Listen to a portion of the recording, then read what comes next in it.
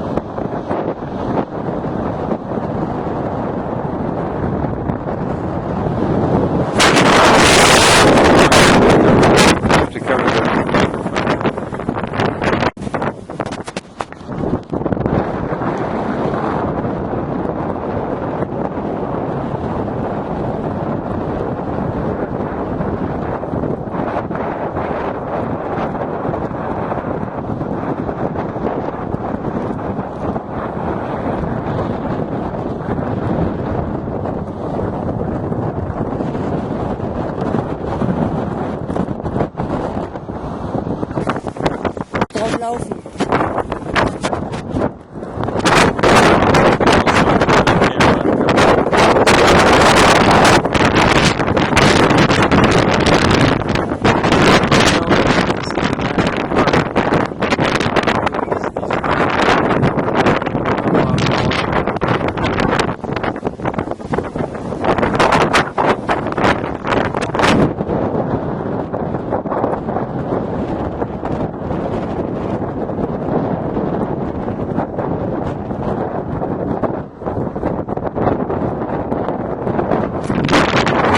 We're at a Castro de St. Lorenzo in Eposende, and this shows the, let's see, that was in the Middle Ages, all 5 Middle Ages, that was Rome, this was in Imperial Rome, this is the occupation Latin.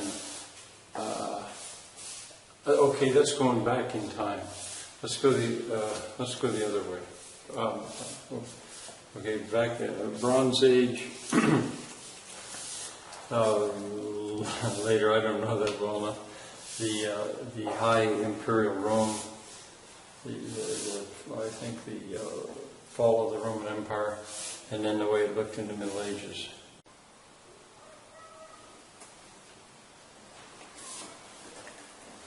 I'll translate this later after I've had a little bit of practice. It explains about how they did the archaeological work.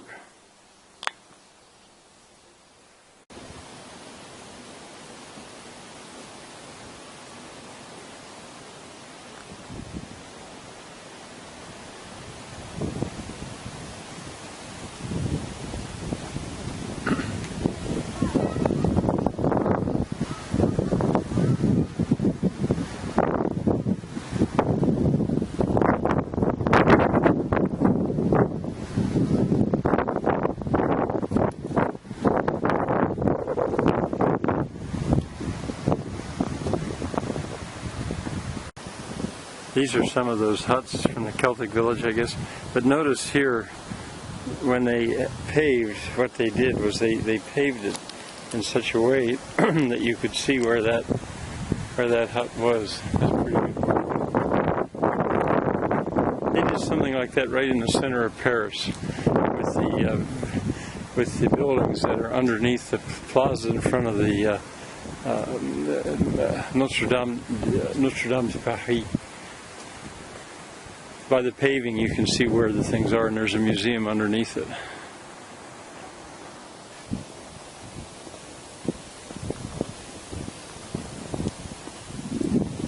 Here they did it again.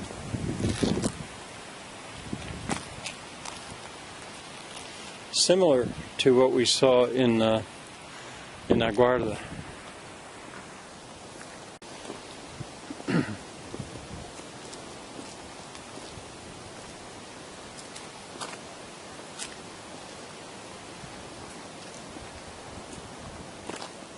And there once again.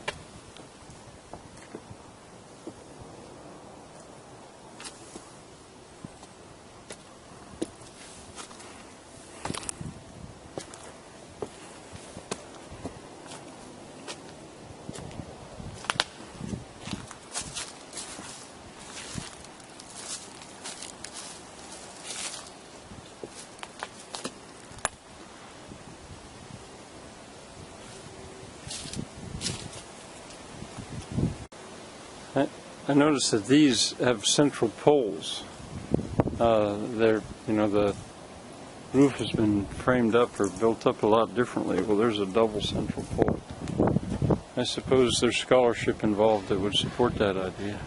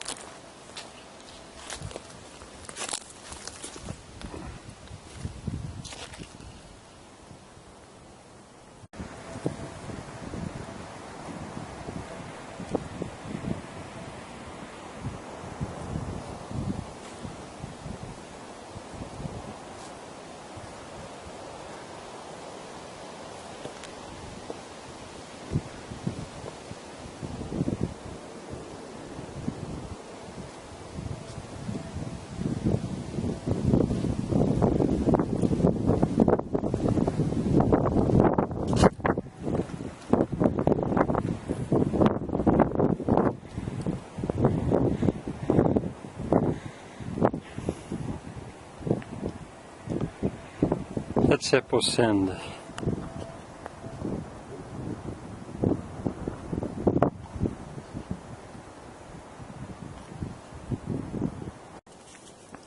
This little chapel is closed, but maybe with the camera you can still look inside it.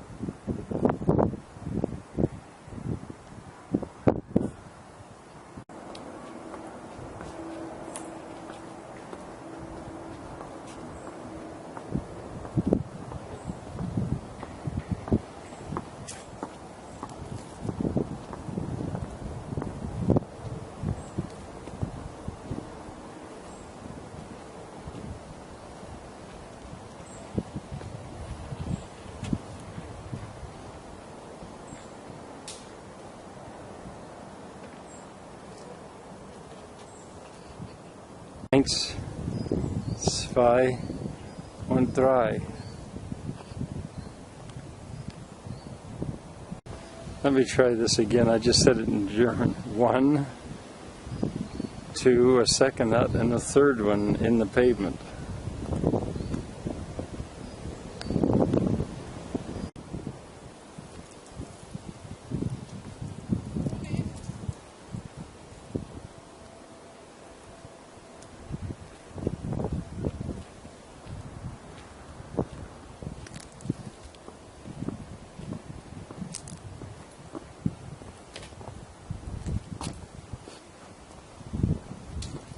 Not quite symmetrical.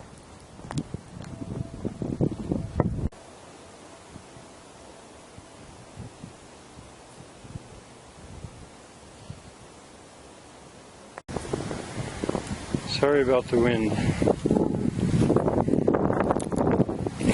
I don't see those same thin stones here that were in the Castro at Aguarda. So maybe this wasn't as damaged, or maybe they didn't have to add on to it as much.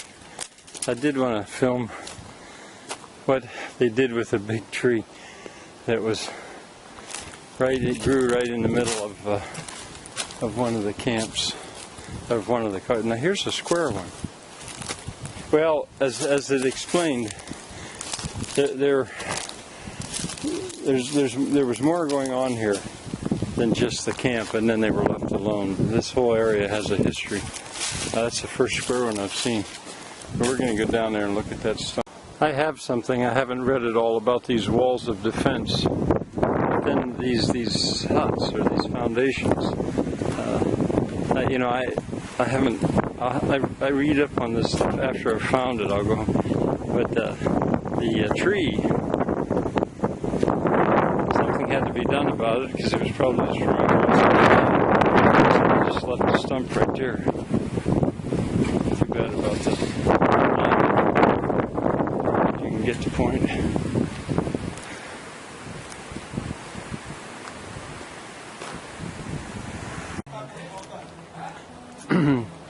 Now that's interesting. There's dolmens here. There's at least 3 dolmens. We'll maybe ask about them.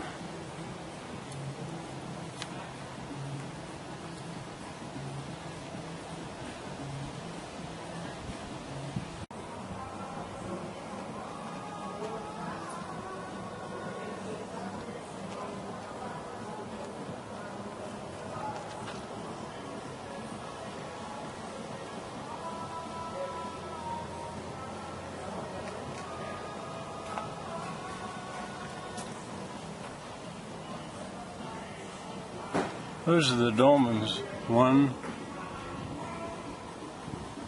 2, 3 of them. And so they're near here. I don't know if we'll go to them or not.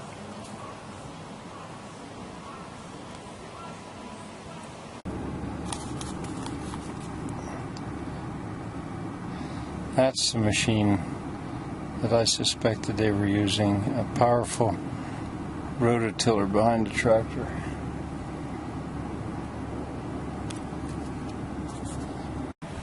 Out there, as Shirley just pointed out, the man scattering the manure on his fields by hand. They dump it in piles and then he scatters it by hand.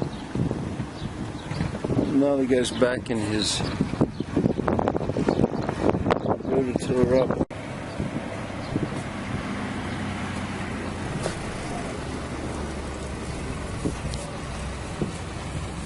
And that's the way the ground gets worked up finally with that rototiller. Straße.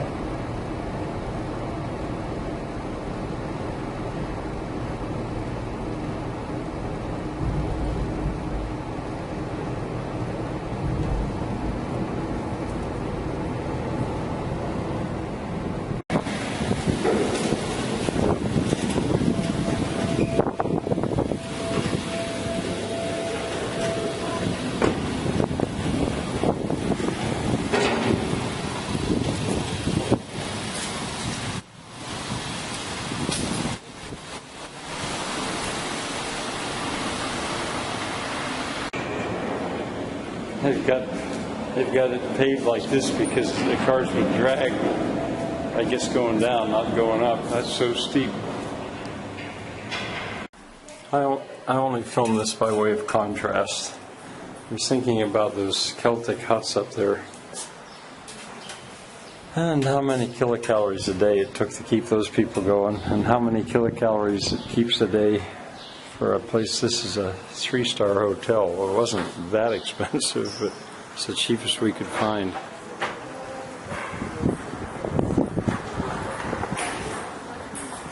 So, by way of this hotel that I'm staying in is not my style. It's just way too rich for my blood. This is a 3-star hotel, but so I feel like a real stranger here. But I really admire a lot of what I see. The granite. Here's an example of a tejulado,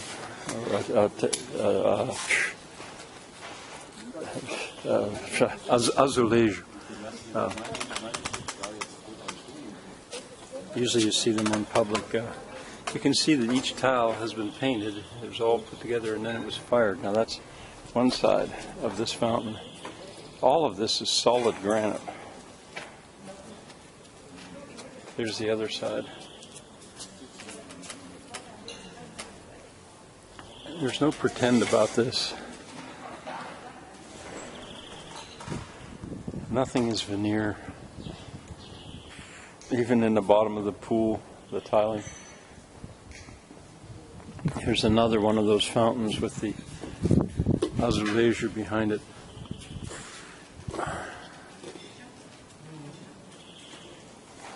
See how they're made? So beautifully painted, signed as a painting, and yet it can be outside. It weathers. There is no problem with that. This is the back side of it. Again, the artist has signed it.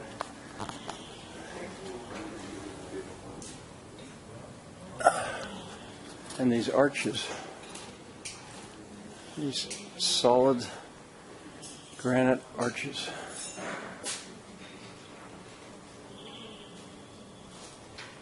And then where the breakfast is served, there are those round openings.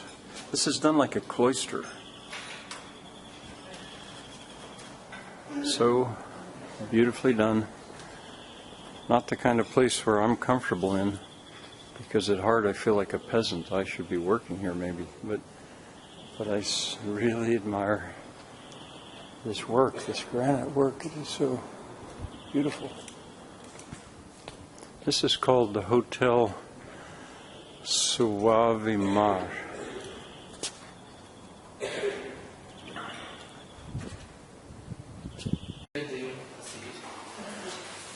It's a painting, I guess it is, at the back of the reception.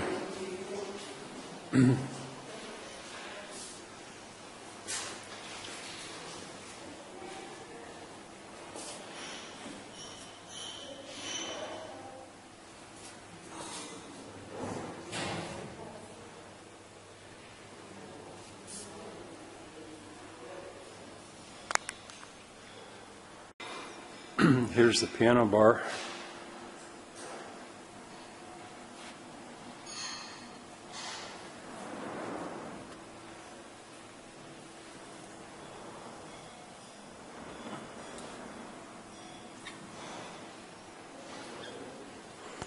Still all solid granite.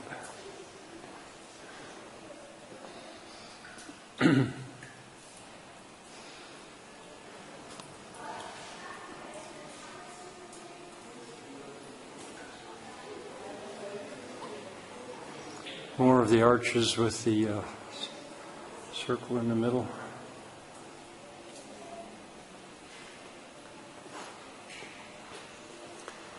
And a chessboard of that size. These are made out of some kind of plastic. They look heavy, but they would be quite easy to move. So if you want to move your pawn to forward, that would be fun to have. Built right into the floor, the chess pieces, or I mean the chessboard. And it goes on. I want to tip my hat to the beautiful work here. Still just a little more to show you. There's the ladies' room. There's the men's room. When you go in, look at this door.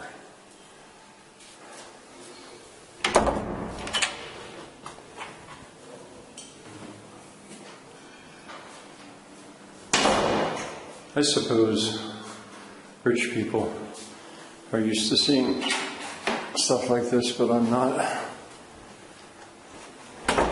How I ended up in a hotel like this is because at the moment it was the cheapest that was available. And it wasn't expensive. I think in about 2 weeks the room would cost 4 times as much.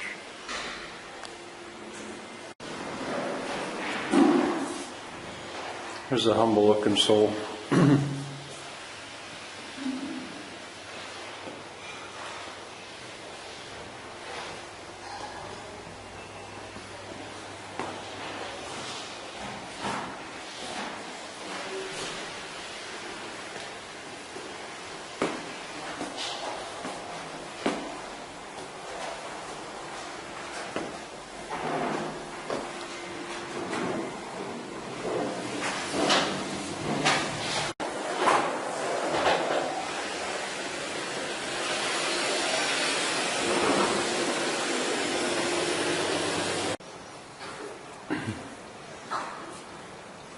Here's from the balcony of my room.